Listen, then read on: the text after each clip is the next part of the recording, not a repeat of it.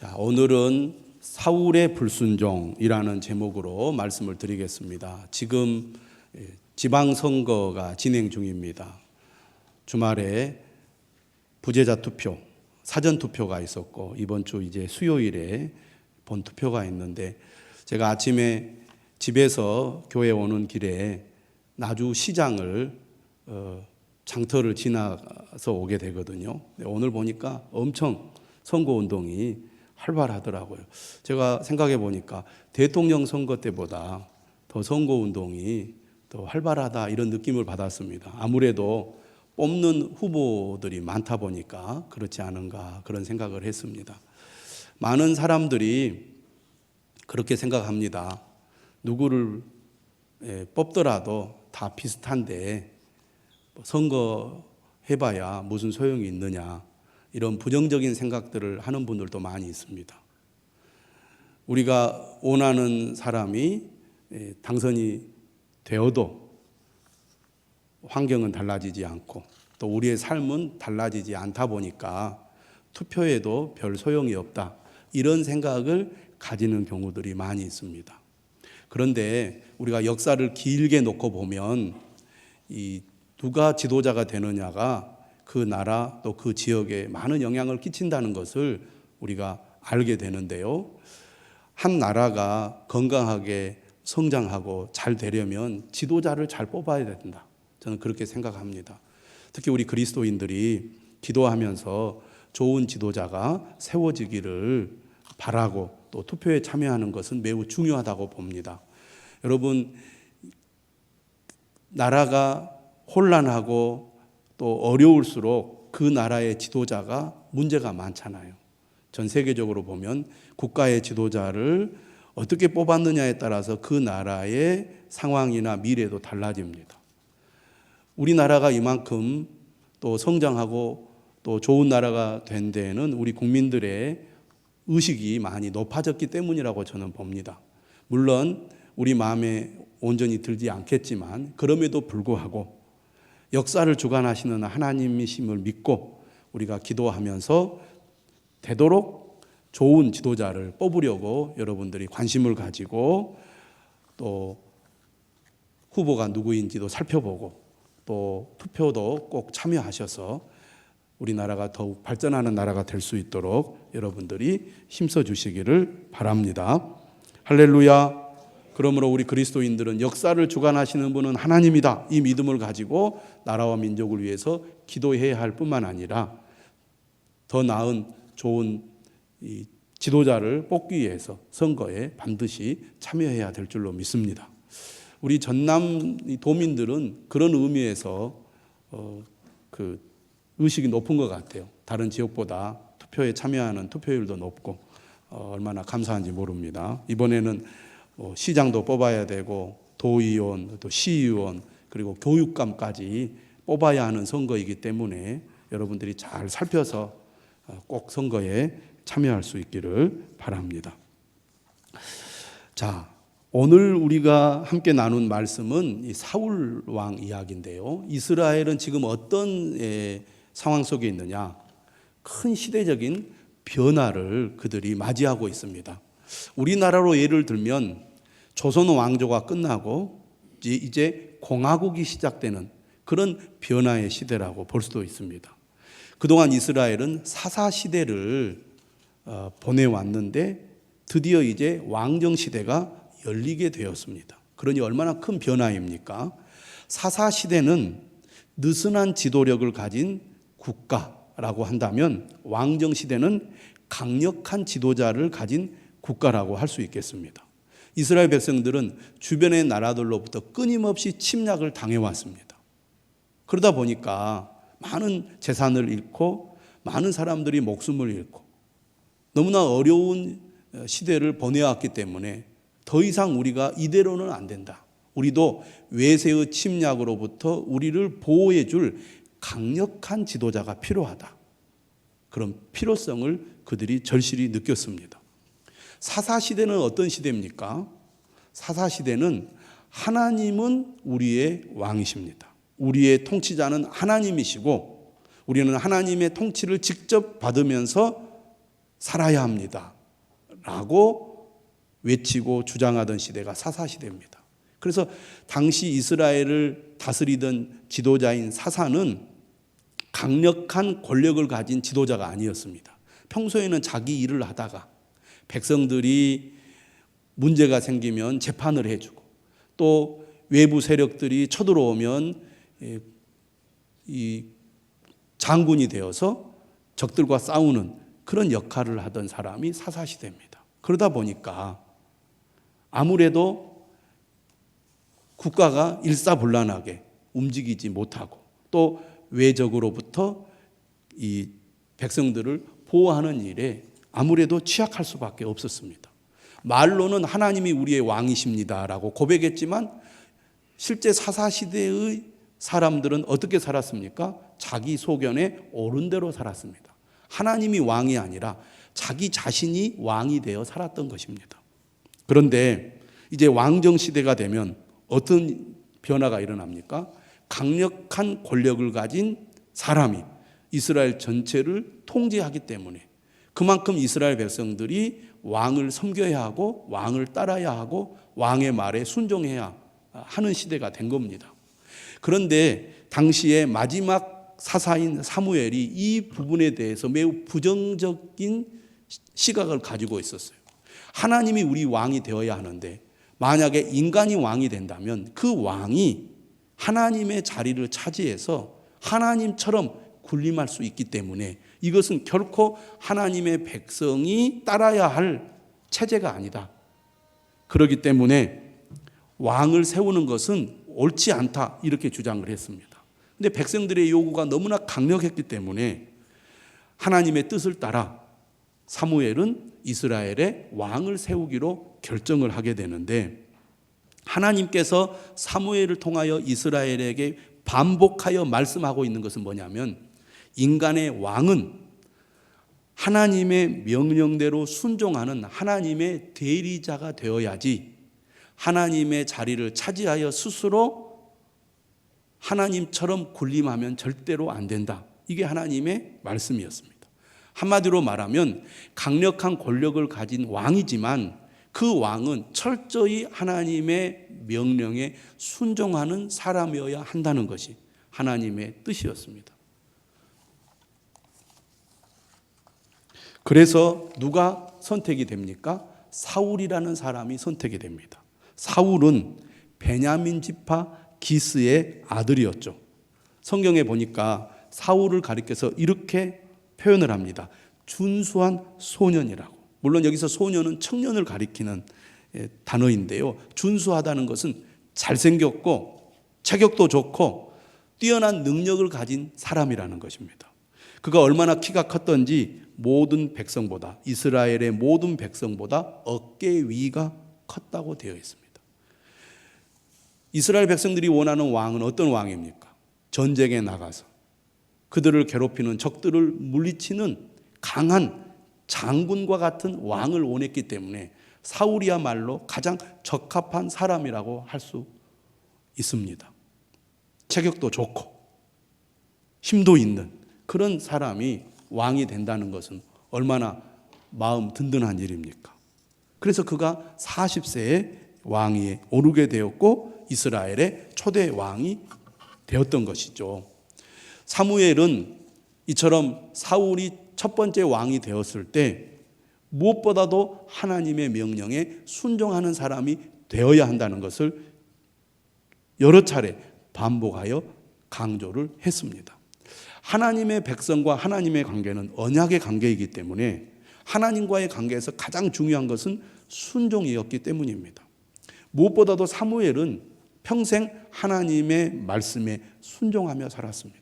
그는 어렸을 때부터 성전에서 엘리 제사장의 가르침을 받고 자라지 않았습니까? 그리고 어렸을 때부터 하나님의 말씀에 순종하는 훈련을 잘 해왔습니다. 평생 그는 초심을 잃지 않고 하나님을 그의 진정한 왕으로 모시고 살았던 사람이 바로 사무엘입니다. 그는 신명기의 말씀을 기억하고 있었을 것입니다. 하나님의 말씀에 순종하면 그의 백성들에게 복이 임할 거라는 하나님의 말씀을 그는 누구보다도 잘 알고 있었을 것입니다. 뿐만 아니라 이스라엘 역사를 통해서 불순종의 결과가 얼마나 무서운지를 그는 잘 알았어요. 이스라엘 백성들이 하나님의 은혜로 출애굽하여 광야에 들어갔을 때 왜 40년 동안 광야 생활을 해야만 했습니까? 농사도 지을 수 없고 비도 거의 내리지 않는 척박한 땅에서 그들이 고생할 수밖에 없었던 이유가 무엇입니까? 하나님께 불순종했기 때문입니다.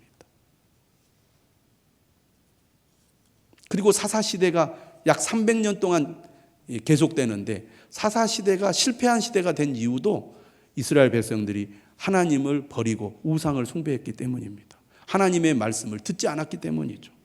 그것이 사사시대의 결론입니다. 뿐만 아니라 사무엘은 그가 사는 날 동안에 불순종의 결과를 너무나 잘 보아왔습니다. 대표적인 사례가 바로 엘리의 가문이죠.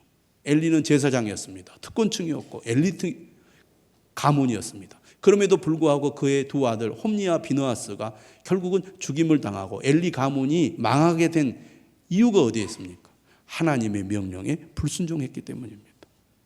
그는 그러한 실제 삶의 경험을 통해서도 순종이 얼마나 중요하고 불순종이 얼마나 무서운가를 너무나 잘 알았기 때문에 이스라엘 백성들에게 순종을 강조했고, 특히 이스라엘의 새 시대를 여는 사울 초대 왕에게 순종의 중요성을 강조한 것입니다. 자, 오늘 본문 이야기를 한번 살펴보도록 하겠습니다. 13장을 한번 보실까요?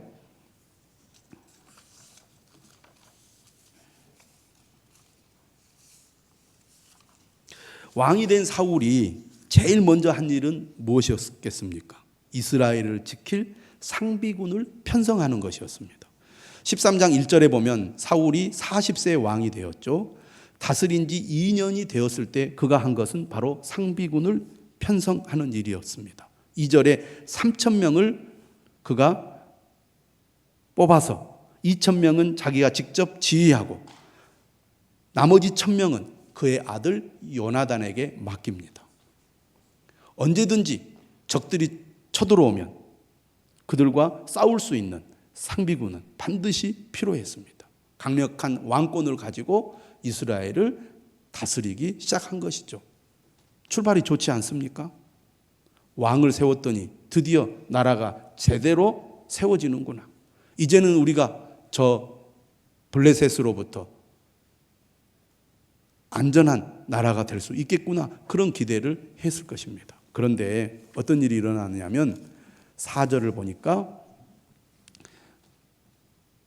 3절 4절을 보니까 요나단이 게바에 있는 블레셋 사람의 수비대를 습격을 하게 됩니다. 이 게바라는 지역은 어떤 지역이냐면 이스라엘 땅에 있는 지역이에요.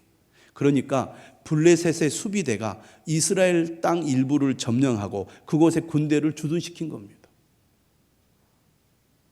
왕이 된 사울 그리고 그의 아들 요나단이 생각할 때 우리가 이 나라를 지키기 위해서는 우리나라에 쳐들어와서 군대를 주둔시키고 있는 저 블레셋의 수비대를 몰아내는 것, 그래서 이 나라가 왕이 있다는 것, 그리고 우리의 그 왕권이 강하다는 것을 보여줘야 되겠다, 그렇게 생각한 것 같습니다.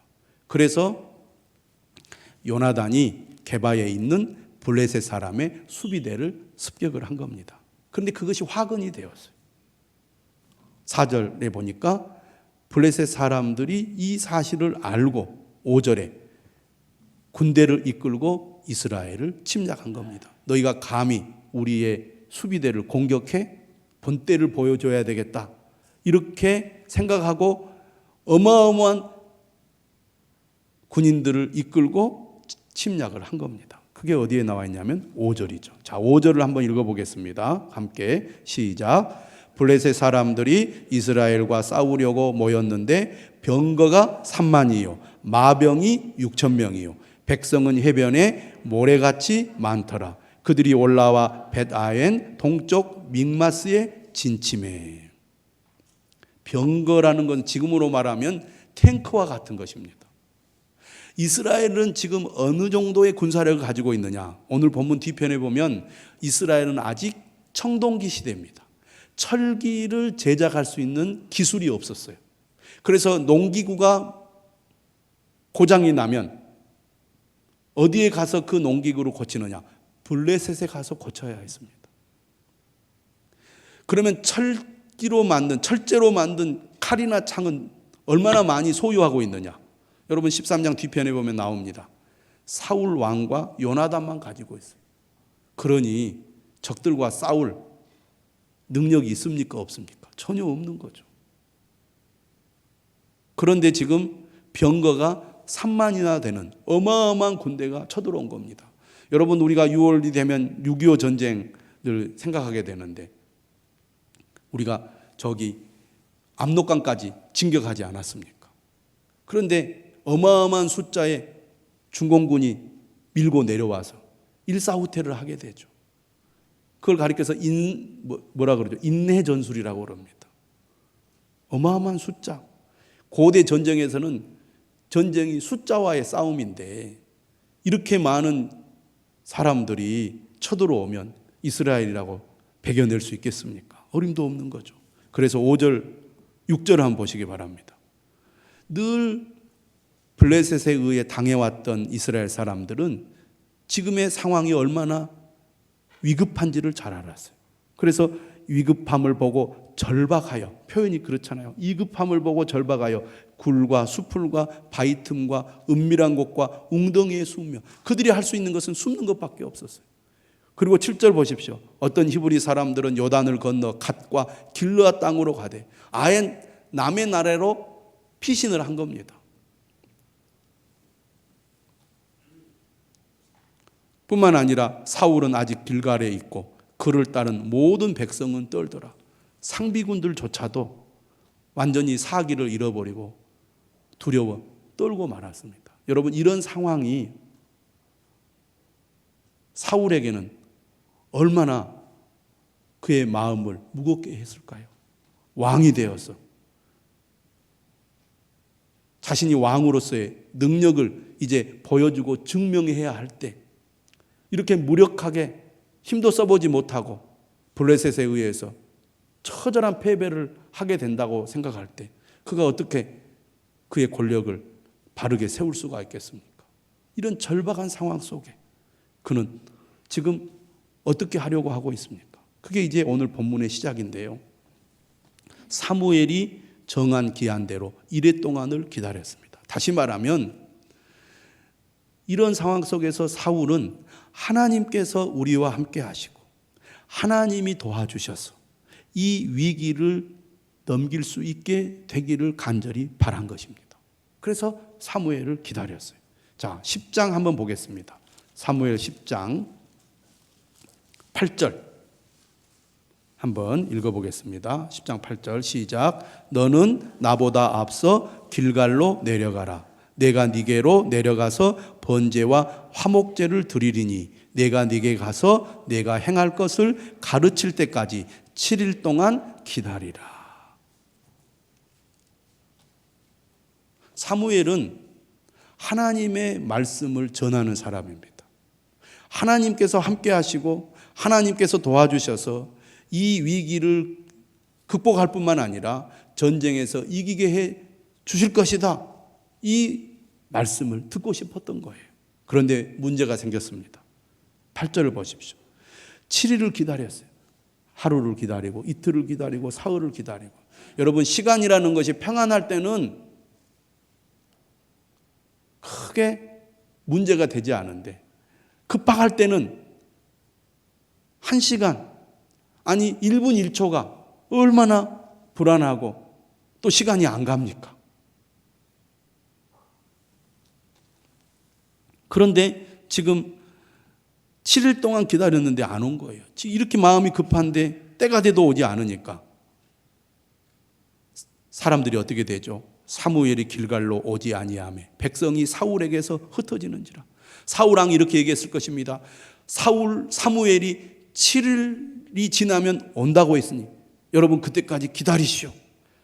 사무엘이 하나님의 말씀을 가지고 우리에게 오면 비록 지금 우리가 매우 급박하고 위험한 상황 속에 있지만 하나님께서 반드시 도와주셔서 우리가 전쟁에 이길 테니 걱정하지 마시오. 아마 그렇게 얘기했을 것입니다. 그런데 7일이 돼도 안 와버린 거예요. 그러니까 사울이 지금 군인들 앞에서 거짓말을 한 셈이 된 겁니다. 그러니까 사울 왕에 대한 신뢰가 팍 떨어지지 않았겠어요. 내 목숨부터 건지고 보자. 그렇게 생각하고 백성들이 사울에게서 흩어지기 시작한 겁니다. 3,000명의 상비군이 뒤에 보니까 몇 명까지 줄어드냐면 600명까지 줄어듭니다. 얼마나 많은 사람들이 사울에게서 떠나갔겠습니까? 이 전쟁은 이미 끝난 전쟁이다. 여기 있으면 우리는 다 죽는다. 도망가자. 다 그렇게 된 겁니다. 이렇게 사무엘은 오지 않고 상황은 매우 급박하고 백성들은 점점 다 이제 도망가서 수가 줄어드는 상황 속에 사울이 어떻게 하겠습니까? 할 수가 없어요. 그래서 9절입니다. 사울이 이렇게 얘기를 해요. 번제와 화목제물을 이리로 가져오라. 내가 하나님 앞에 직접 제사를 드려서 하나님의 도우심과 응답을 받아야 되겠다.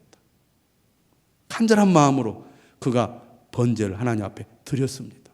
그런데요, 10절이죠. 번제를 드리기를 마치자마자 누가 옵니까? 사무엘이 온 거예요. 기가 막히죠. 마치 번제를 드리는가 안 드리는가 지켜보다가 드리고 나면 깜짝하고 나타나듯이 사무엘이 드리자마자 나타났어요. 사무엘이 사울 왕에게 이렇게 말합니다. 왕이 행하신 것이 무엇이냐? 지금 왕이시여 무슨 일을 하셨습니까? 이렇게 묻자 사울이 대답을 합니다. 백성은 내게서 흩어지고 당신은 정한 날 안에 오지 아니하고 블레셋 사람은 믹마스에 모였음을 내가 보았으므로 부득이하여 번제를 드렸나이다. 상황이 어쩔 수 없었다는 겁니다. 내가 당신을 기다리지 못하고 번제를 드린 것은 너무너무나 급박하고 위험한 상황 속에서 부득이하게 할 수밖에 없었습니다. 라는 대답이었습니다. 여러분, 우리가 현실을 고려한다면 사무엘이 사울에게 뭐라고 해야 맞겠습니까? 내가 미안하다. 내가 빨리 왔어야 되는데 내가 늦게 왔기 때문에 당신이 그렇게 한 것이니 내가 당신에게 사과하겠다. 잘했다. 충분히 이해한다. 나라도 그렇게 했을 것이다. 이렇게 대답을 해야 이치에 맞지 않겠습니까? 그런데 오늘 말씀을 보면 13절에 이렇게 얘기합니다. 왕이 망령되이 행하였도다. 하나님을 욕되게 했다는 겁니다. 왕이 왕의 하나님 여호와께서 왕에게 내리신 명령을 지키지 아니하였도다. 지금 왕은 하나님의 명령을 어기는 불순종을 행하였습니다. 이것이 얼마나 큰 잘못인지 압니까? 라고 얘기하는 거예요. 그러면서 이렇게 얘기합니다. 만약에 당신이 왕의 하나님의 명령을 끝까지 지켰더라면 여호와께서 이스라엘 위에 왕의 나라를 영원히 세우셨을 것입니다. 불순종으로 말미암아 사울의 왕조가 끊어지게 되었다는 것입니다. 불순종의 결과가 얼마나 큰가에 대해서 오늘 사무엘은 사울에게 분명하게 얘기하고 있었던 것이죠. 오늘 말씀은 우리에게 무엇을 말해주고 있습니까? 순종의 중요성을 말해주고 있습니다. 불순종의 결과가 얼마나 큰지, 어떤 상황 속에서도 하나님께 순종하는 것이 얼마나 중요한지 그것을 강조하는 말씀이라고 하겠습니다. 그가 처한 상황이나 현실적인 판단의 근거에 보면 사울의 결단이나 행동은 이해가 됩니다. 하지만 순종은 그것을 뛰어넘어야 한다는 것을 우리에게 가르쳐주고 있습니다. 여러분, 사람들이 나는 하나님의 말씀은 듣지 않을 거예요. 내 생각대로, 내가 원하는 대로 할 거예요. 믿음이 있는 사람이라면 결코 그렇게 말하지 않을 겁니다. 저도 하나님의 말씀에 순종하고 믿음으로 살기를 원합니다. 다 이렇게 말할 거예요. 또 그렇게 생각할 겁니다. 그런데 왜 불순종합니까? 사람들이 순종하기 좋은 환경에서는 다 순종할 줄 압니다. 문제는 순종하기 어려운 상황이나 환경 속에서 우리가 불순종한다는 거예요. 순종은 그런 상황이나 그런 환경을 뛰어넘어야 한다고 우리에게 가르쳐 주고 있습니다. 진짜 순종하기 어려운 때는 순종을 못하는 경우들이 많지 않습니까? 오늘 하나님께서 사무엘을 통하여 사울의 불순종을 질책할 때 결국 사울의 문제는 무엇이었다고 말씀하고 있습니까? 하나님을 향한 믿음의 부족을 얘기하는 겁니다. 하나님을 신뢰하지 못했기 때문에 불순종했다는 거예요. 하나님을 진실로 믿는다면 더 기다려야 했습니다. 여러분, 우리 성경에 보면 순종할 수 없는 상황에도 끝까지 순종한 사람들이 있었습니다. 하나님은 그런 사람들을 사용하셨어요. 인간적인 생각으로 볼 때는 이해하기 어렵죠. 그러나 하나님은 우리가 순종하기 어려울 때에도 하나님의 말씀에 끝까지 순종하기를 원하시고 순종하는 사람을 통하여 하나님은 일하신다는 것을 보여주셨습니다. 여러분, 아브라함은 어떻습니까? 아브라함은 75세 하나님의 부름을 받았습니다. 하나님의 약속이 이루어지기까지 25년이 걸렸어요. 하나님은 약속하신 것을 반드시 이루시지만 우리가 원하는 때 우리가 원하는 방식으로 그것을 행하지 않을 때가 많이 있습니다.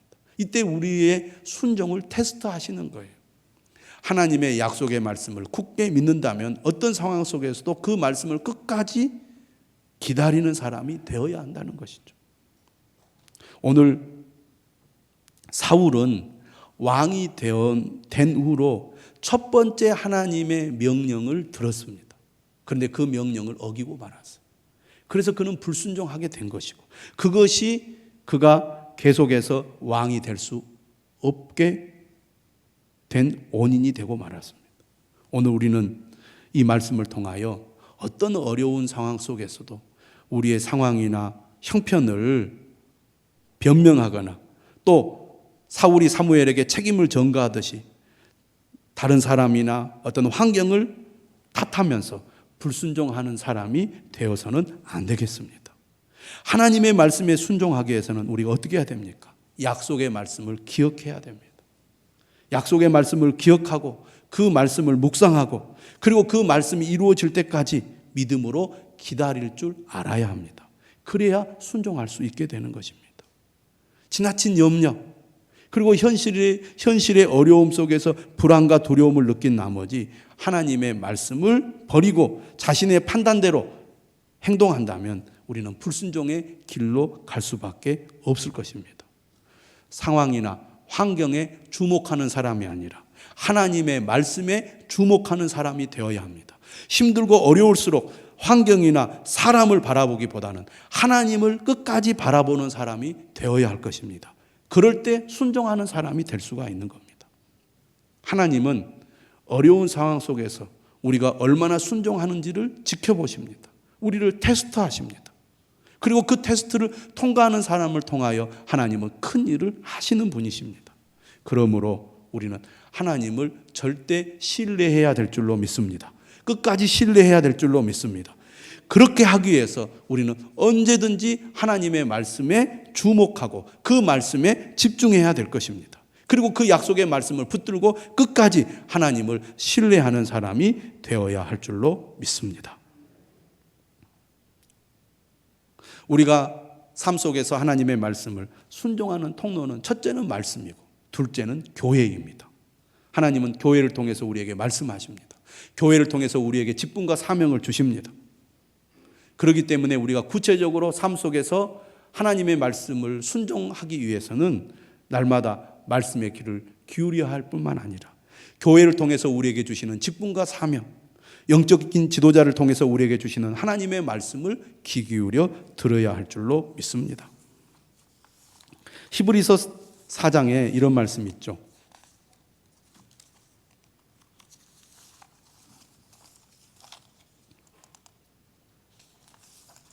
너희를 인도하는 자들에게 순종하고 복종하라.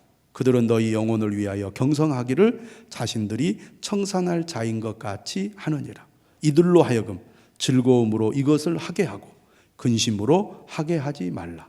그렇지 않으면 너희에게 유익이 없느니라. 우리가 신앙생활 속에서 구체적으로 순종하는 사람이 되기를 우리가 원한다면 우리에게 주신 교회를 귀하게 여겨야 됩니다.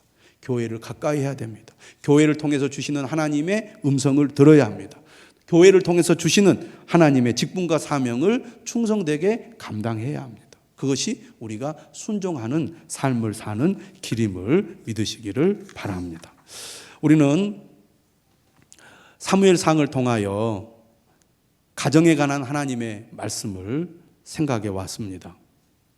특별히 사울을 보면서 부모로서 본이 되지 못한 사울을 생각하게 됩니다.